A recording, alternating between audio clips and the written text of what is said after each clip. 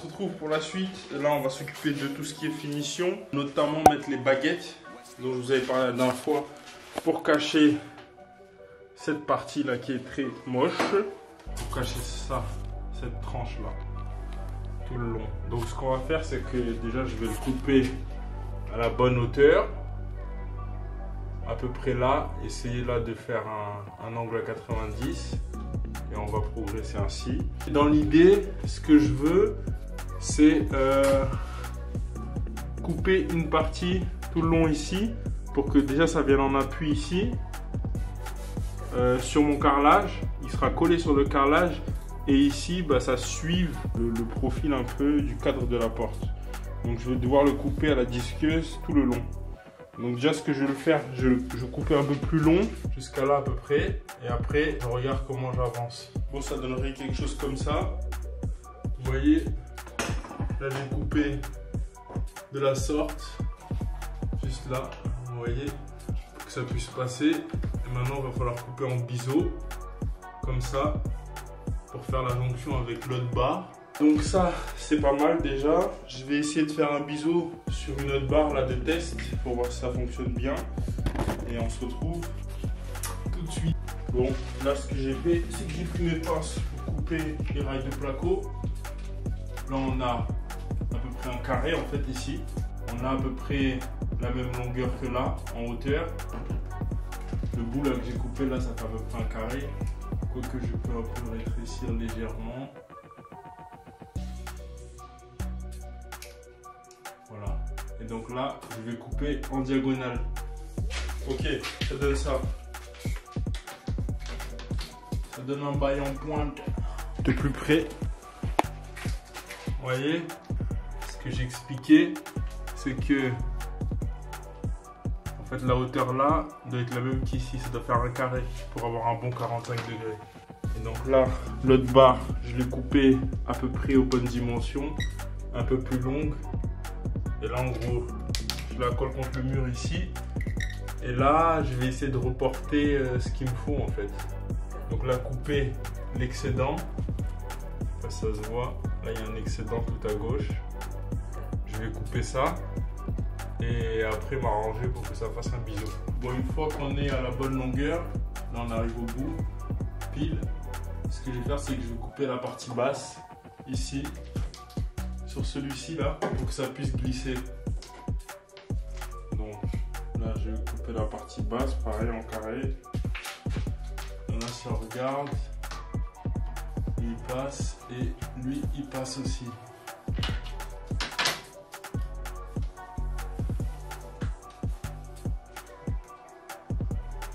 Vous voyez ça donne quoi? Ça donne quelque chose comme ça. Donc là, il est calé bien contre. Lui aussi, ce que je vais faire, c'est que je vais tracer une ligne pour indiquer là où il est le biseau exactement. On va même couper un peu plus légèrement pour le rapprocher, pour qu'il soit bien au niveau de la pointe. Vous voyez? Là, on est plutôt pas mal. Donc ce que je fais, je prends mon cutter et je trace la diagonale là, hop. Ça me fait un marquage. Et là, je vais pouvoir découper à cet endroit-là. Vous voyez? Putain, c'est galère à une main. Vous voyez, ça m'a fait un marquage. Donc là, je coupe ici. Donc vous voyez, ça rend comment? Ça rend plutôt bien. Et même ça m'arrange que ça vienne pas pile dans le coin. Au moins là, on a un coin droit. On n'a pas une petite merde au bout. Et donc là, là ce qu'on va faire, c'est qu'on va couper au niveau de la tranche. Donc ici, là, pour que ça vienne vraiment en appui. Parce que là, vous voyez, il y a un mouvement de rotation. C'est pas en appui contre. Donc ce que je vais faire, c'est que je vais couper tout le long. Et après, on va cacher avec du mastic. Voilà, c'est propre. Et j'ai pensé à une technique pour le faire, pour que ce soit plus facile. Je pense que ça devrait le faire. On va prendre un bout de scotch, on va le coller sur la tranche en fait. En fait, il faut qu'il vienne pile en appui sur le cadre. Genre, comme as, et c'est quand le pli au-dessus, ça m'indique où se situe, comment ça s'appelle, la pliure. Je vais le couper assez long comme ça. Ça devrait le faire. Donc là, il vient contre le cadre et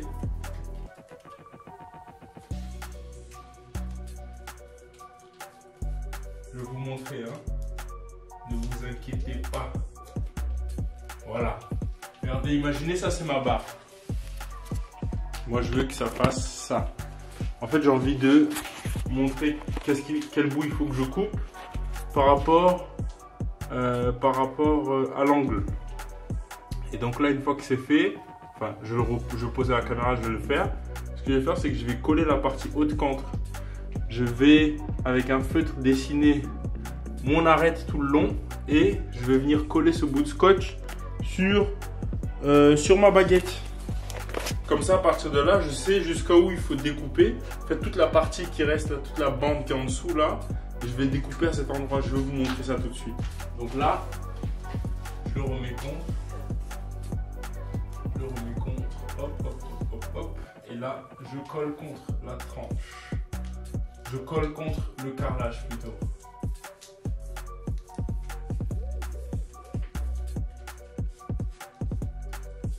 Vous voyez? Donc là, j'ai collé tout le long à peu près. Maintenant, je prends mon feutre et je vais dessiner le long de l'arête tout simplement. Et après, je vais coller ce bout sur ma baguette d'angle. Hop là, tout le long, vous voyez? Maintenant, je prends ma baguette d'angle.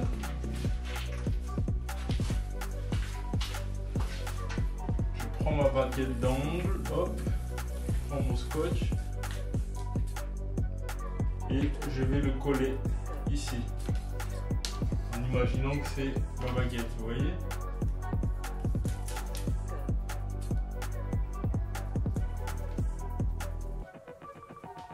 Bon, par contre, il faut vous appliquer pour le coller.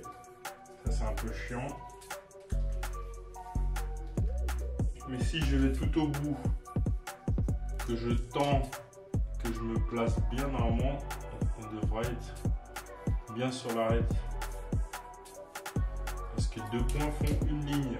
Vu que j'ai le point de début et le point à la fin, ben vous voyez, ça tombe bien sur l'arête tout le long. Donc en gros, il faut couper. Je vais vous montrer. On va couper tout ce qui est en dessous du scotch, tout simplement. Vous voyez, il y a quand même une divergence là. Hop. Donc ce qu'on va faire, on va commencer à couper. Et là, quand on regarde, effectivement, ici, on a plus de hauteur que là.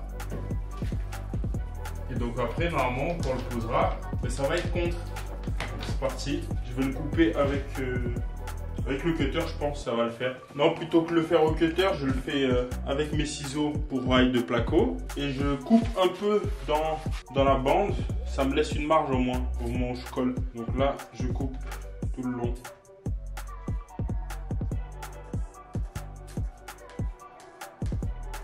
Vous voyez, ça s'enlève assez facilement. J'ai pas besoin de disqueuse.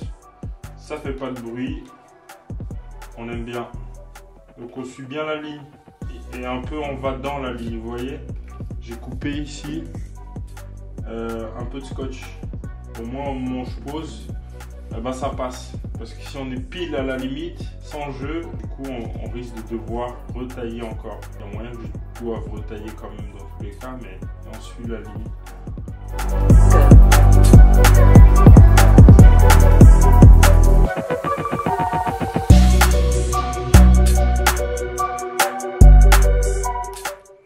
Hop là, vous voyez notre barre. Maintenant on va essayer de la poser. On va voir ça donne quoi. Et ben là on est parfaitement bien posé. On est à plat. On est à plat, donc on pourra coller. Donc je fais la même chose pour cette barre qui est là. Et après on peut coller le tout. Bon, j'ai effectué toutes mes découpes. C'est propre. Ça passe hyper bien. Je suis vraiment content. Donc ce que je vais faire, c'est que maintenant on va coller. Donc j'ai acheté une colle de montage à 2,29 € chez Action. On va l'utiliser, il n'y a pas besoin de mettre des messes polymères au poids ici, ça sert à rien. Donc ce que je vais faire, c'est que je vais mettre un scotch tout le long, histoire que ça ne déborde pas trop. Je vais mettre ma colle de montage sur le carrelage directement, et peut-être un peu sur la tranche là, que ça tienne bien. Et voilà. Et après, on mettra du silicone à la jonction entre mon cadre et la baguette.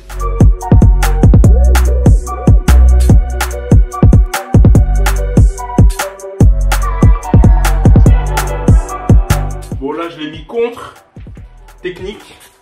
Je prends de l'eau savonneuse et je pulvérise partout. Comme ça, quand j'appuie, les résidus qui sont à côté, bah ça s'essuie tout seul, normalement.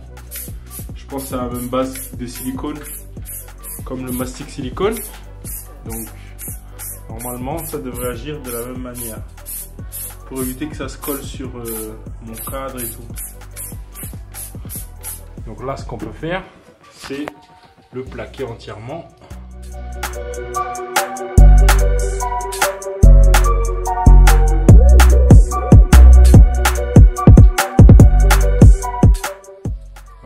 Plaqué.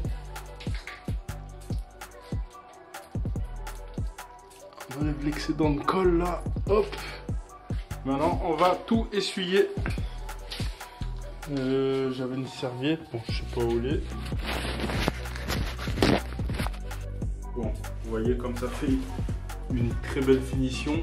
Là je vais mettre du joint noir éventuellement quand je ferai la jointure ici au niveau entre ma baguette et le cadre. Je ferai du joint noir, du coup je rajouterai là un peu, j'enlèverai ce qu'il y a à la surface, comme ça ça sera parfait. Vous voyez, ça fait vraiment plus clean. Je regarde d'ici, vraiment on n'y voit que du feu. Il y a un décalage, surtout avec la couleur noire, enfin, on s'en rend pas compte. C'est vraiment cool. Voilà, donc ce que je vais faire, c'est que je vais mettre du silicone un peu tout autour de la pièce, entre les jointures, entre les carrelages. Je vais mettre du silicone gris, je pense. Et voilà. Alors ici, et on va mettre du silicone gris là, autour du receveur de douche aussi, pour que tout soit bien clean. Bon, ça donne quelque chose comme ça, c'est assez propre. Bon, j'ai galéré, je me suis bien sali. Je vais continuer prochainement parce que j'ai plus de sopalin ni quoi. Du coup, c'est vraiment la merde à essuyer. J'essaie de rattraper en fait certains trous. C'est pour ça que c'est assez large par endroit. Je disais c'est large par endroit parce que alors là j'avais un écart. J'aurais dû les faire un peu plus proches, plus serrés. Bon, la prochaine fois je ferai mieux. Au niveau du carrelage, là aussi ça va. On le voit presque pas, on va dire. Ça a séché, c'est cool, c'est clean. Il manquera juste le joint silicone noir. Mais en tout cas voilà. On se retrouve prochainement. Peace.